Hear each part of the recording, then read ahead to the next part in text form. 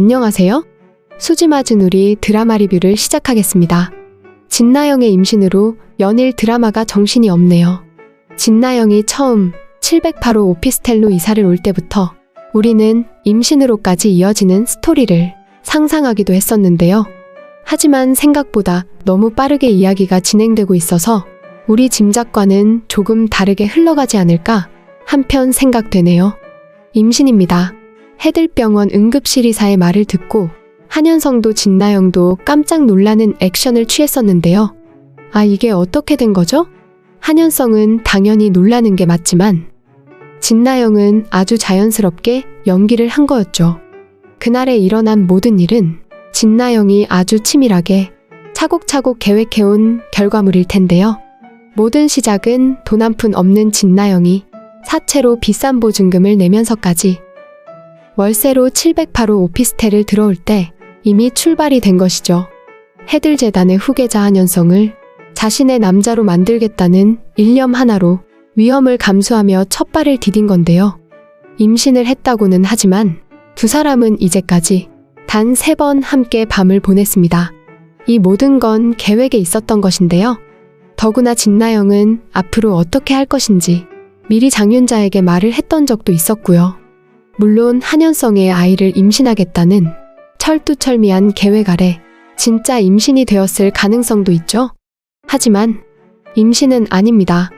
지금부터 진나영이 어떻게 일을 진행시키며 왔는지 하나하나 따져가면서 분석해드리겠습니다. 재미있다고 생각하신다면 구독과 좋아요를 먼저 눌러주시면 감사드리겠습니다. 우선 3번의 밤을 먼저 살펴보게 될 텐데요. 첫 번째 밤은 한현성 오피스텔에 머물던 진수지가 그곳을 나갔던 즈음 드라마 39회와 40회에서 시작이 됩니다. 한현성은 너무 속이 상해서 채우리를 데리고 오피스텔로 왔네요. 함께 술을 마시자고 말이죠. 한참 술을 마시다 채우리는 동생 채두리의 전화를 한 통 받게 됩니다. 아라 생일이라 함께 식사하자고 집 근처 패밀리 레스토랑으로 오라고 했는데요. 채우리는 못 간다고 했지만 걱정이 되는 건 집에 혼자 있을 진수지였죠. 채우리는 중간에 일어서 집으로 가는데요.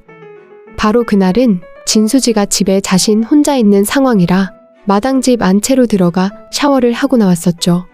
그런데 마당으로 가려다 현관문이 고장나서 밀고 당기다 채우리와 함께 마당에 넘어진 장면 다들 기억나실 것 같은데요.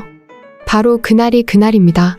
채우리가 급하게 707호에서 나가는 걸 본 진나영은 한현성의 택배물을 들고는 벨을 눌렀죠.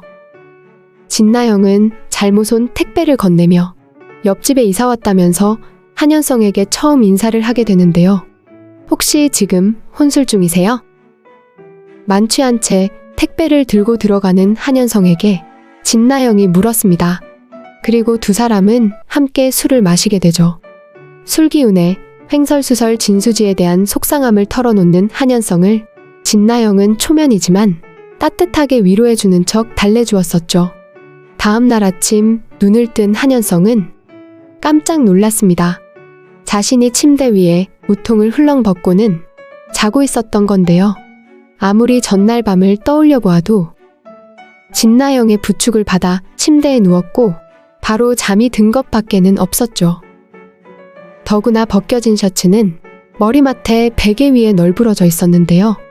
스스로 황당해하는 모습이 자신의 그런 모습이 낯설다는 의미 같았네요. 어젠 죄송합니다. 혹시 제가 무슨 실수한 건 아닌가요?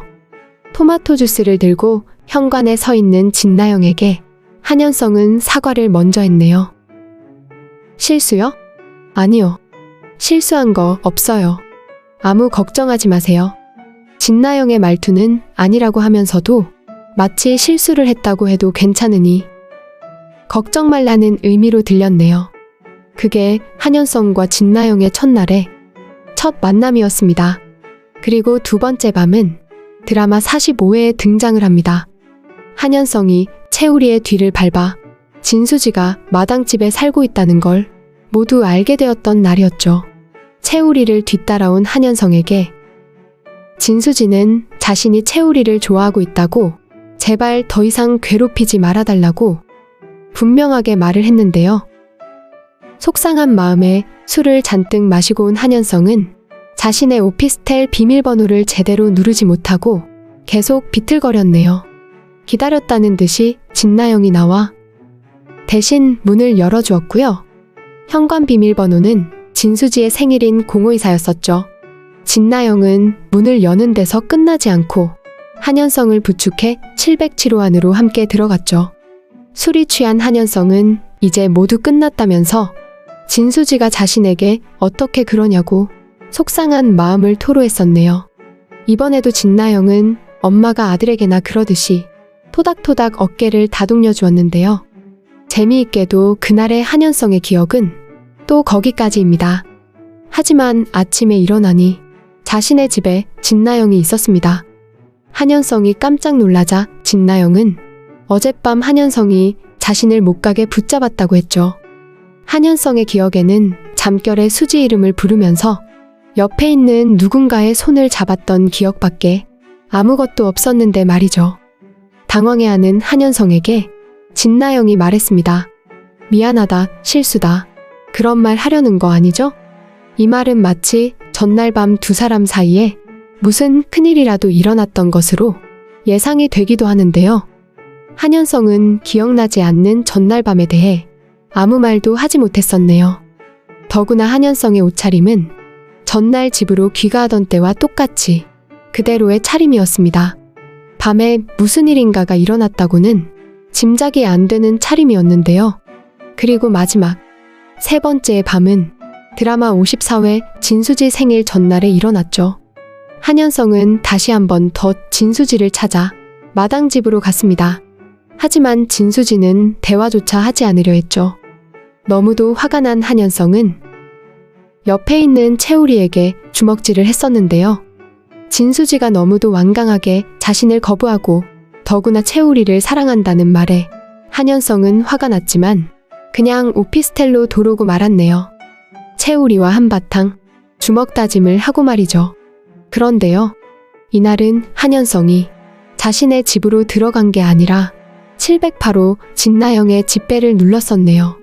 완전히 끝났다고 버림받았다면서 진나영에 안겨 눈물도 흘렸었는데요. 다음날 아침 잠에서 깨어난 한현성은 진나영의 침대에 나란히 누워있는 자신을 발견합니다. 그리고는 너무 놀란 나머지 벌떡 일어나 옷을 찾아 입는데요. 후회되세요? 방 밖으로 나가려는 한현성에게 잠든 줄 알았던 진나영이 물었네요. 아니요. 그냥 좀 혼란스러워서요. 그래요? 저도 마찬가지예요. 진나영 대답에 한현성은 민망했는지 우리 오늘 밖에서 식사할까요? 말을 했죠. 데이트 신청인가요?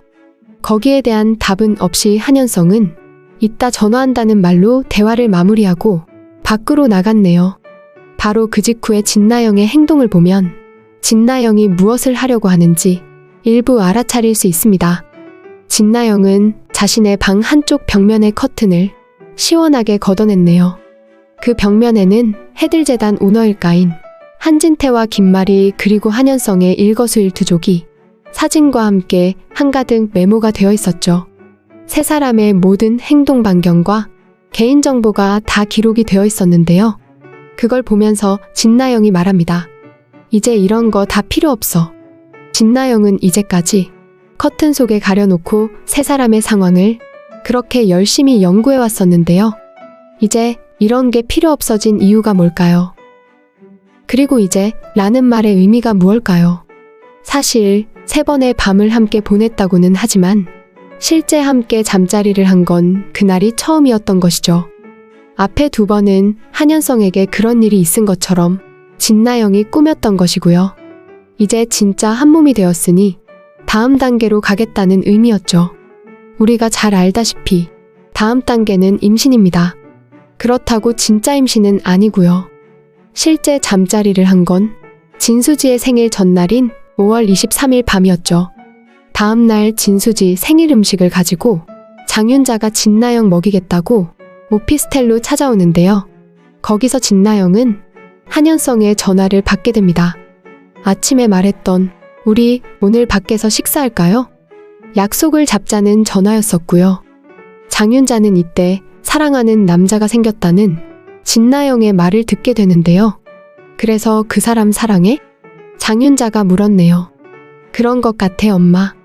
처음엔 그럴 생각 아니었는데 나도 이렇게 될 줄은 몰랐어. 처음엔 그럴 생각이 아니었다니. 처음엔 그럼 사랑을 하는 게 아니라 그냥 임신이라고만 거짓말해서 돈만 뜯어내겠다는 생각이었던 걸까요? 왜냐면 진나영은 한현성과 처음 만난 날부터 둘이 함께 밤을 보낸 것처럼 굴었으니까요. 그런데 그런 짓을 여러 번 하다 마음도 움직이게 되었다는 의미 같은데요. 더구나 드라마 59회에서 집에서 쫓겨난 장윤자가 큰 옷보따리 가방을 들고 오피스텔로 쳐들어왔을 때 진나영이 말했었죠. 여긴 안 돼. 말했잖아. 나 사랑하는 사람 있다고. 야 이놈의 기집애야. 남자 때문에 엄마를 못 받아주겠다는 거야? 서운해하는 장윤자에게 진나영이 말했죠. 나 어쩌면 그 사람이랑 곧 결혼하게 될지도 몰라. 진나영과 한현성이 결혼이라니.